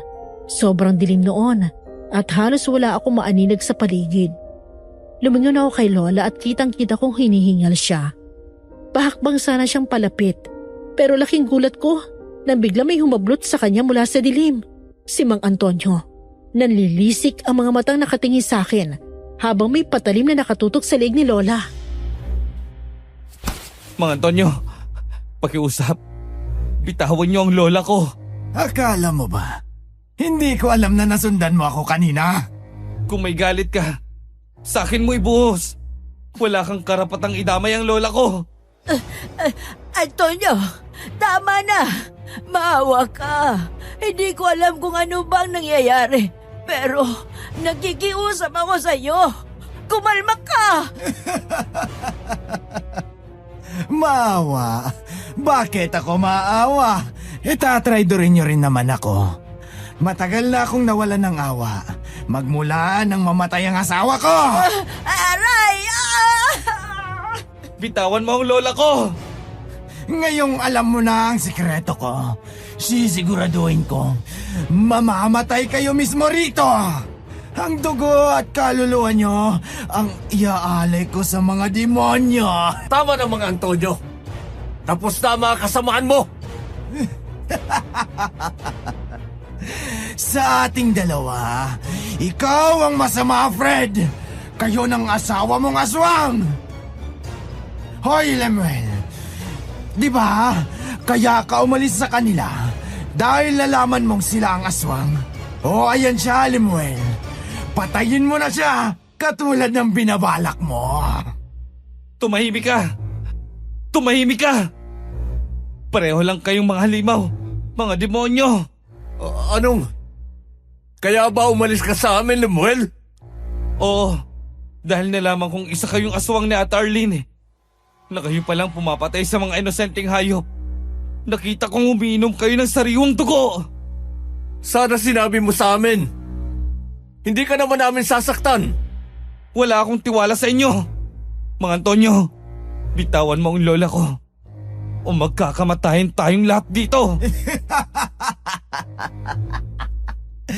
Sa ating dalawa, ikaw ang unang mamamatay.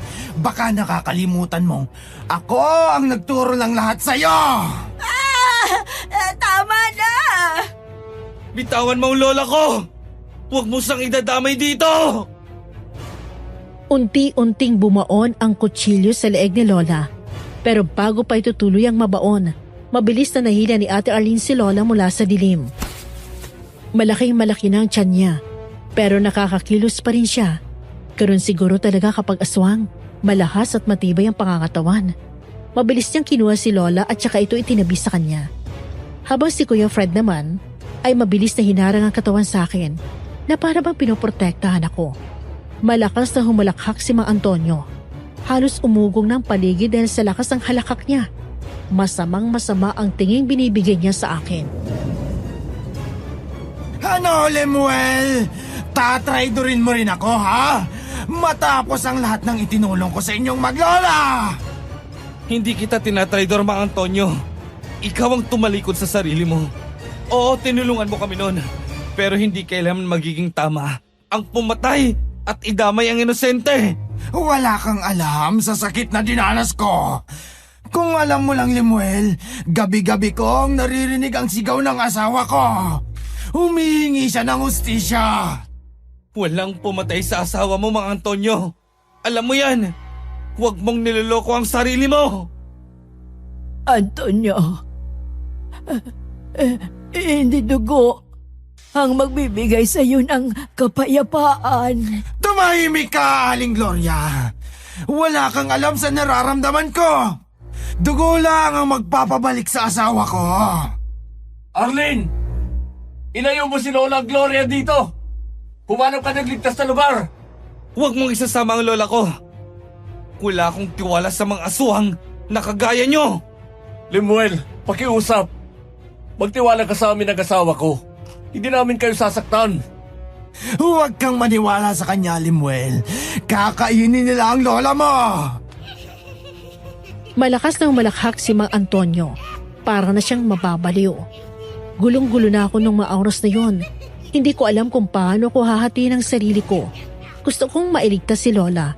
Pero alam ko na kapag nagkamali ako ng kilos, isa sa amin ang mamamatay o dalawa kaming mamamatay. Muling tumingin sa akin si Kuya Fred. Nakikiusap na magtiwala ako sa kanilang mag-asawa. tinimbang ko ang desisyon ko. Pinasama ko na si Lola kay Ate Arlene. Pero bago pa man sila makahakbang, may kung anong itim na usok ang lumabas sa paligid. Lahat kami na estatwa sa kinatatayuan namin. Sinubukan kong igalaw ang katawan ko, pero lalo lang itong bumigat. Anong akala nyo? Basta-basta na lang kayo makakaalis? Lahat kayo ay papatayin ko. Walang makakaligtas sa mga kamay ko. Lalo na't kakampi ko ang mga demonyo. Pakawalan mo kami. Nasasaktan ako. Parang awa mo na. Tanggalin mo na kung ano man ang nilagay mo sa mga katawan namin. Mang Antonio, tama na. Wala kaming ginawang masama sa'yo. Kung may galit ka, sa akin mo ibuhos. Huwag mo na silang idamay. Maawa ka naman, Antonio. Tao pa rin tayo. May Diyos pa. Bitawan mo na kami bago pa huli ang lahat. Diyos, matagal na akong tumalikod sa kanya. Magmula nang namatay ang asawa ko. Ngayon, wala na kayong kawala. Isa-isa ko kayong papatayin bilang alay sa mga demonyo. Nang sa ganun ay mabuhay na ang asawa ko. Una kong papatayin si Arlene para hindi niya maisilang ang isa pang halimaw. Pakiusap, wag! Wag kailangan ako! Naging bingi si Mang Antonio sa pakiusap ni Ate Arlene. Mabilis na kumumpas ang kamay niya. Halos hindi ko na nasundan ang galaw. Maya-maya, narinig ko ang malakas na ungol ni Ate Arlene. Halatang nilalamon ng sakit ang bawat hibla ng katawan niya. Unti-unting naglampas na ng mga ugat sa balat niya. Nag-uumbok na parang may gumagalaw sa loob. Napaluhod si Ate Arlene habang mahigpit na hawak ang tiyan. Nanlaki ang mga mata ko nang makita ang dugong unti-unting dumadali mula sa kanyang hita. Tumatama sa lupa, isa-isang patak. Nanginginig ang buong katawan niya, hirap na hirap huminga. Habang paulit-ulit siyang umuungol sa sakit. Ilang segundo lang, bigla nang nawala ng kulay ang mukha ni Ate Arlene. Namutla siya na parang sinipsip ang lahat ng buhay sa kanya. Dahan-dahang nanghina ang kapit ng mga kamay niya sa tiyan at ang mga mata niyang puno ng takot ay unti-unting nawala ng buhay. Ate Arlene! Sa wakas, patay na ang pagmumula ng isa pang halimaw. Diyos ko. Arlene, anong ginawa mo, Antonio? Pati batang inosente, dinamay mo pa! Anong inosente, ha? Aswang ang magulang ng batang yan, kaya dapat lang siyang mamatay kasama ng nanay niya. Hayop ka! Anong ginawa mo sa mag-ina ko? Tinapos ko ang sumpa bago pa ito tuluyang magising. Kung nabuhay ang batang yan, mas marami pa kayong mamamatay. Sinungaling ka. Ikaw ang tunay na halimaw. Ginagamit mo lang mga demonyo para pagtakpan ang sarili mong kasamaan. Papatayin kita! Papatayin kita! Ikaw ang unang mamamatay sa ating dalawa. Unti-unting nagpalit ng anyo si Kuya Fred sa harapan naming lahat. Naging matalas ang kanyang mga ngipin at kuko. Ang mga mata niya ay naging kulay pula at ang balat niya ay naging kulay abo. Halos hindi ko na siya makilala sa itsura niya ng gabing yon. Isang malakas na ungol ang pinakawala ni Kuya Fred. Nakita ko na lang na pumiglas siya sa bagay na inilagay sa amin ni Mang Antonio. Naging mabilis ang pagkilos niya para atakihin si Mang Antonio. Sinunggaban niya agad ito ng kalmot na siyang dahilan para matumba ito. At dahil doon, nakawala rin kami ni Lola. Papatayin kita! Igaganti ko ang mag-ina ko! Ayan, ipakita mo ang tunay mong anyo. Ipakita mo na isa ka talagang halimaw. Diyos ko! Ano ba tong nangyayari? Tumigil na kayo! La, tumakbo ka na. Ilayo mo na muna si Ate Arlene dito. Walang makakaalis dito. Nangihina man, pinilit ni Lola na makalapit kay Ate Arlene. Pilay ang bawat hakbang niya. Nanginginig ang mga tuhod, ngunit malinaw ang hangarin. Maabutan man lang ang anak bago tuluyang mawala. Ngunit bago pa siya makarating, nakita ko ang bigla at mabilis na pagkilos ni Mang Antonio. Agad niyang hinarangan si Lola at walang anumang pag-aalinlangan, inundayan niya ito ng saksak. Nanlaki ang mga mata ko na makita kong tumagos ang kutsilyo mula sa harapan hanggang sa likod ng katawan ni Lola Gloria.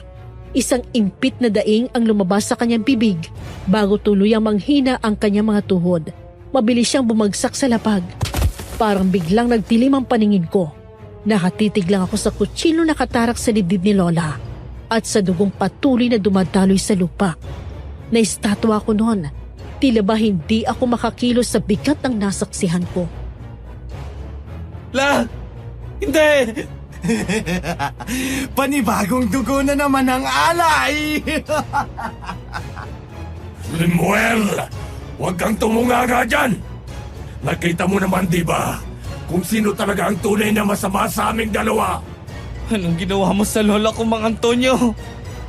Ang sama-sama mo! Sinabi ko naman, di ba, na lahat kayo ay mamamatay, kaya inuna ko na ang mga walang silbi! Wala kang kasing sama, Mang Antonio. Napakahalang ng kaluluwa nyo. Agad kong tinampot ang isang kahoy sa tabi ko. Nanginginig ang mga kamay ko. Ramdam ko ang bigat nito. Hindi lang dahil sa bigat ng kahoy, kung hindi dahil sa galit, takot at desperasyon naghalo sa dibdib ko.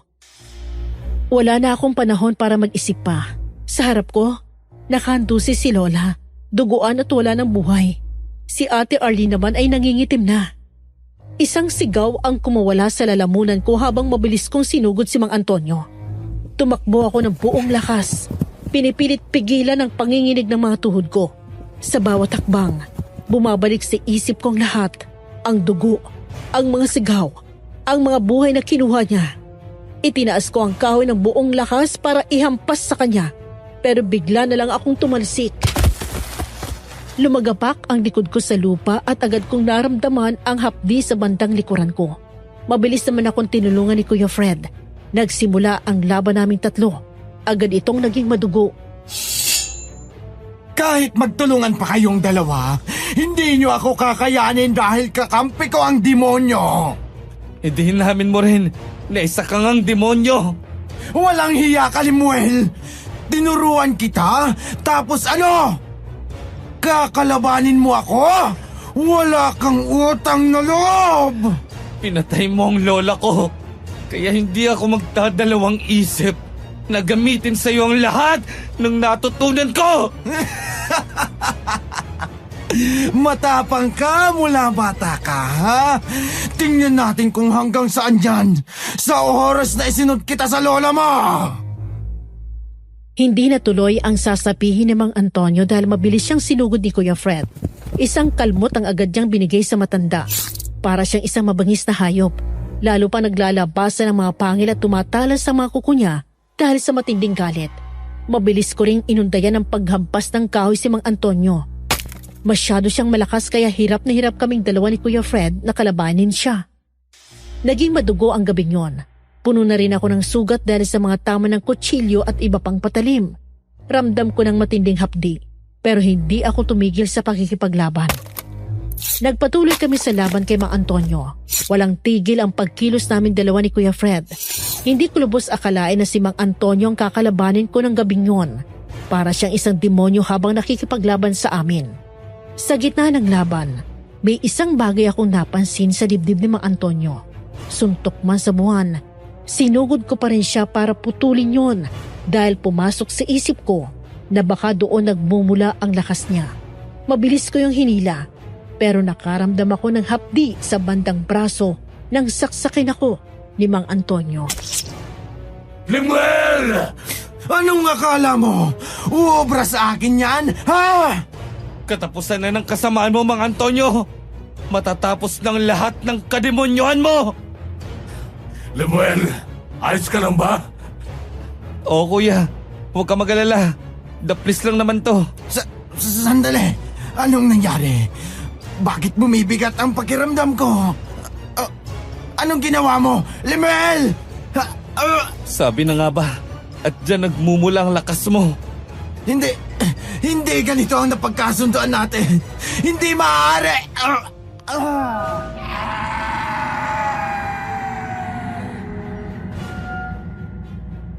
Unti-unting nanghina ang katawan ni Mang Antonio. Dumausdos siya sa lupa habang hawak ang naninikip na dibdib. Namuti ang mga mata niya at nawala ang itim. Tanda ng matinding paghihirap. Sumabog ang dugo mula sa ilong at bibig niya at isang itim na usok ang lumabas mula sa kanyang katawan.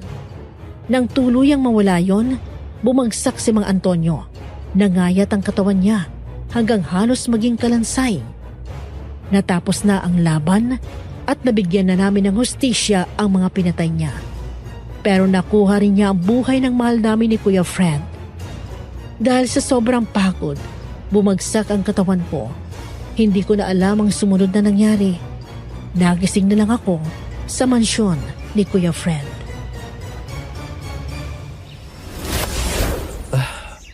Nasaan ako?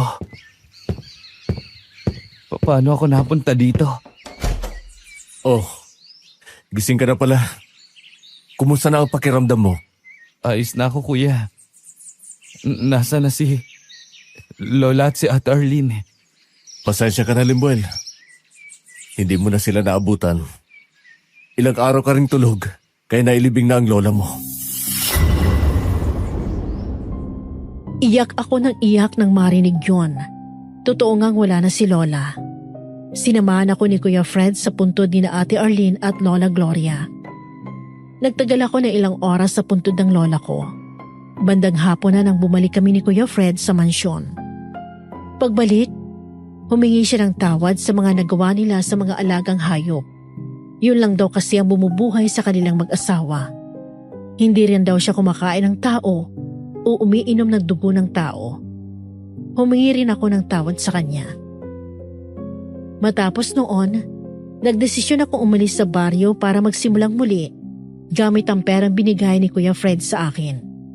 Si Kuya Fred naman, umalis na rin, dala ang abo ni Ate Arlene. Doon nagtapos ang kwento ko, Miss Amy. Natutunan kong huwag basta-bastang manghusga kung hindi mo talaga lubos na kilala ang isang tao. Natutunan ko rin na hindi lahat ng nagbibigay ng tulong ay mabuti. Kung sakaling mapili ang istorya kong ito, may ilang katanungan lamang ako sa inyo. Katulad ko, tatanggapin mo ba ang yaman kahit may kapalit na panganib? Paano mo haharapin ang katotohanang nagkamali ka ng desisyon? Ibahagi ang sagot niyo sa comment section at babasahin ko ito.